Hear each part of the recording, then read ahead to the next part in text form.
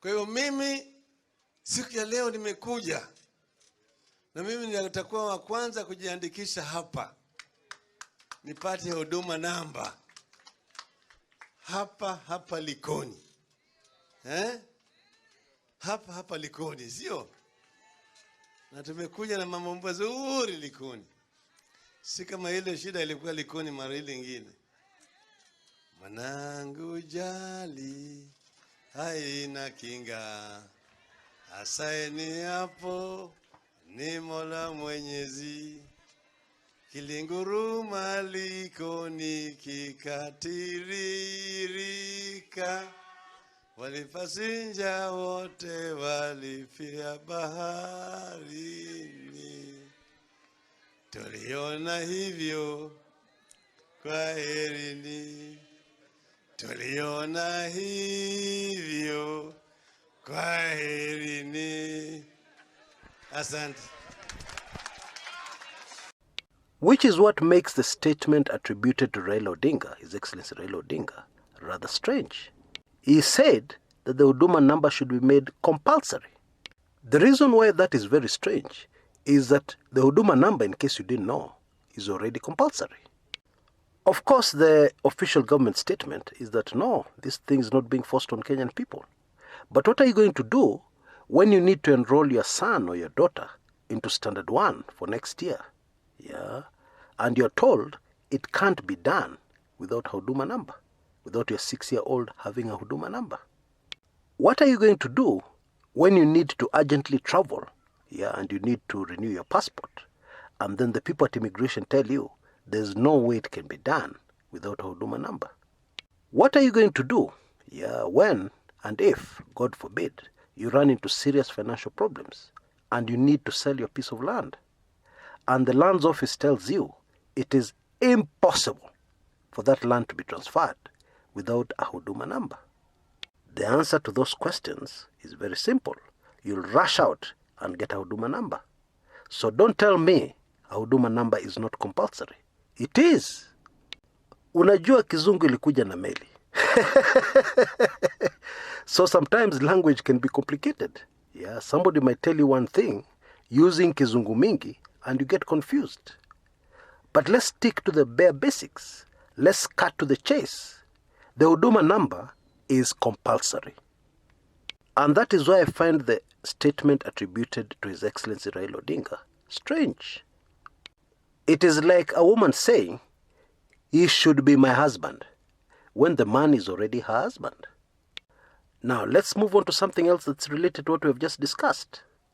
Many people who understand Raila Odinga will know that throughout his political career, Raila Odinga does not do anything, yeah, that will mess him up politically. Everything he does is designed to build him up politically. Raila Odinga is a giraffe. He sees far. Like him or hate him, yeah, whatever your view on him is, there is no doubt, absolutely no doubt, that Raila Odinga is a politician without comparison in Kenya at the moment.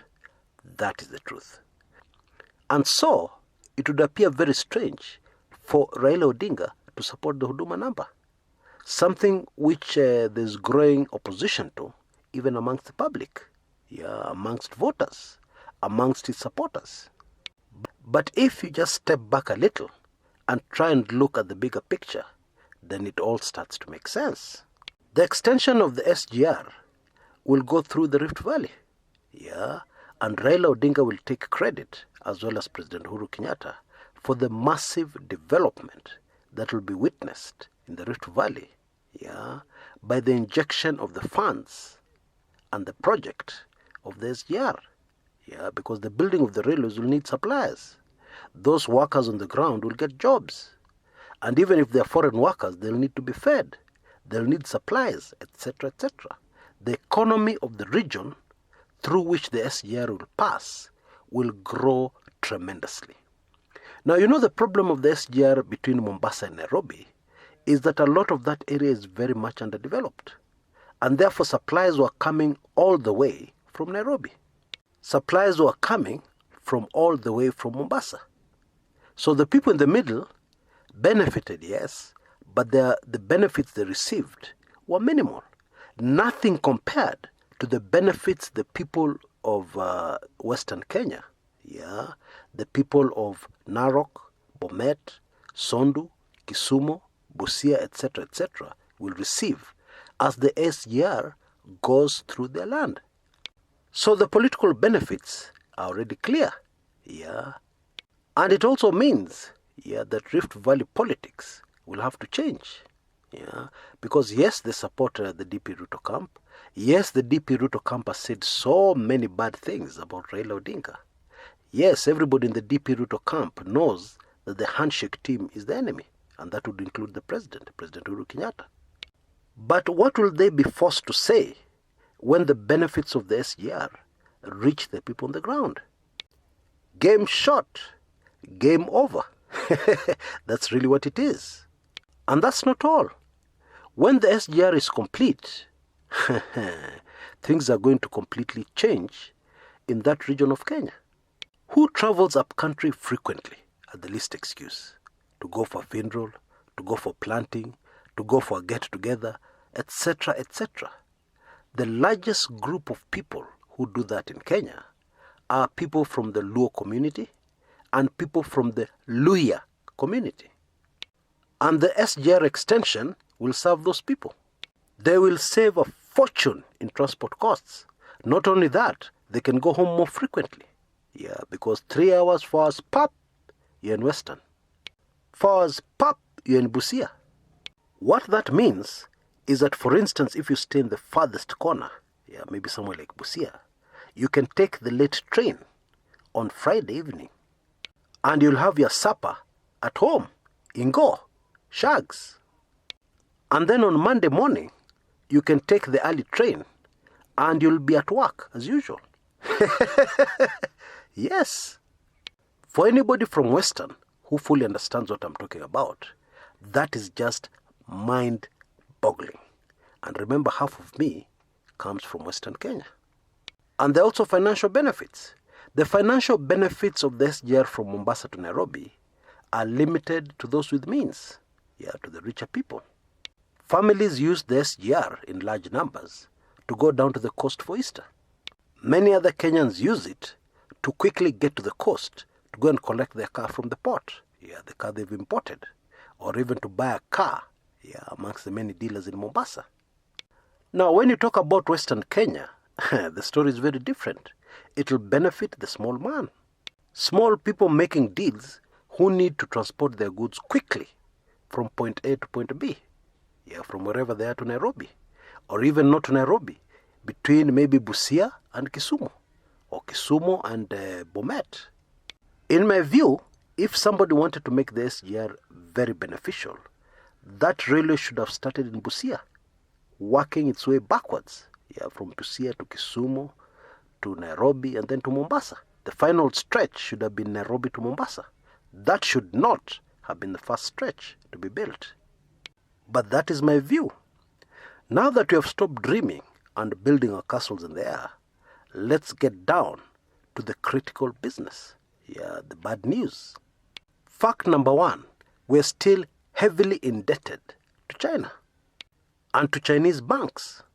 Fact number two, the Kenyan government is desperate for cash.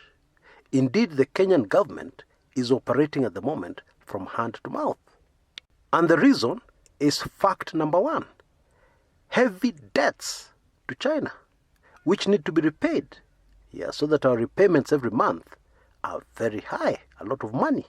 They take away money from a lot of other things, a lot of other development projects that should have been happening. And now that Raila Odinga has gotten involved, is bang in the middle of the financial arrangements of the government, is at very high risk. You'll remember a man called David Ndii was asked if he was appointed finance minister by the Jubilee government, would he accept the appointment to sort out the messes he's talking about firsthand? David Ndii's answer, no way. And the reason is very simple. When somebody has made a big mess, especially if you're involved in politics, when somebody else, another government has made a big mess, it is not a good idea to get involved in that mess even if you're trying to sort it out. Because in the end, when things backfire, you will be included in the mess. And so wisdom demands that those who caused the mess in the first place sort it out. They sort out their own mess. And then when they have sorted it out, they can now discuss bringing you in when it is sorted out. This is the huge political risk His Excellency Raila Odinga has thrown himself into.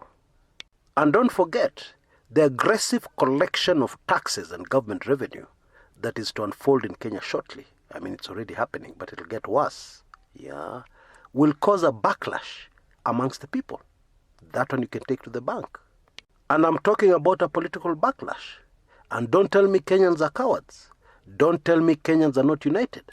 Because even the most cowardly dog, if you push it to a corner, you're going to be surprised. You're going to be shocked. And you're going to get bitten by this dog, which was cowardly before. Just ask the former president of Sudan, al-Bashir. Sudan has always been very divided, along tribal, clan, Arabs versus the rest, etc., etc. But what's happening today? All of them are united in one voice. All of them united in one voice and threw out Omar al-Bashir. And I know I've joked before on this channel that it was all about bread, which is true. But the bigger picture is this. People who have been pushed into a corner, people who have got nothing more to lose,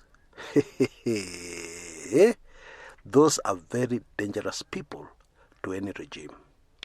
And I'm not a prophet of doom, but that is exactly where Kenyans are being pushed.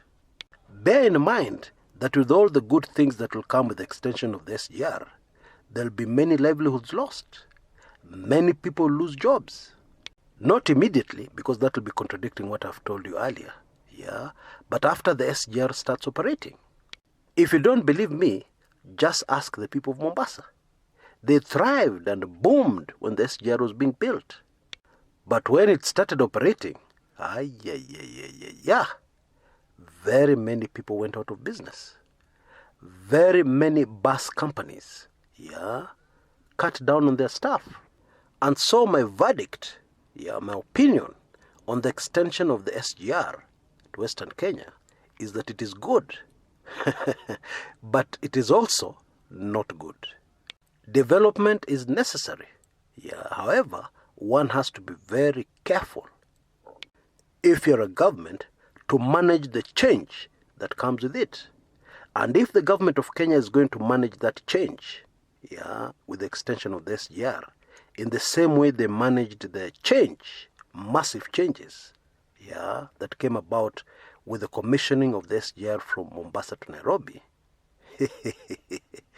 then folks, we're in trouble. Until next time, this is Chris Kumekucha.